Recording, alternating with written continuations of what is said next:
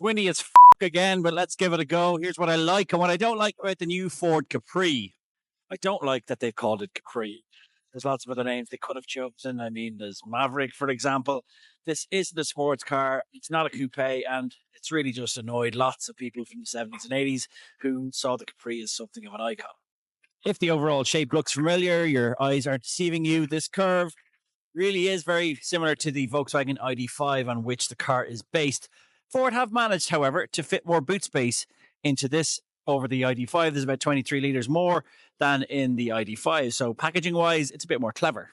Like these 21-inch alloy wheels, which are an €800 option on the premium version. I like that it charges fast. It charges up to 186 kilowatts on a DC fast charger. It averages out at about 135 kilowatts between 10 and 80%. So it does charge from 10 to 80% in about 28 minutes. You have a choice between two batteries, 52 kilowatt hour and 77 kilowatt hour. There's only $1,000 of a difference between the two batteries though.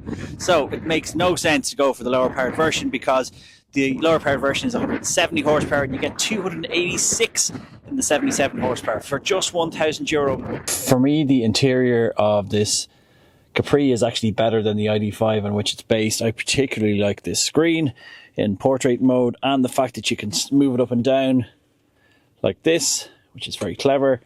This portrait mode also just really makes the screen like a massive phone, so it's very intuitive to use. This Bang & Olufsen soundbar that's standard on the premium version is very cool. The sound is excellent off it. This 286 horsepower version is fast, of course, but it doesn't really feel like a sports car, nor should you expect it to. It is a heavy electric SUV. There's just a lack of steering feel from the steering. Even when you hit it into the sport mode, it just doesn't really give you the inspiration to push it on. So while it's a comfortable family cruiser, it's not much of a sports car.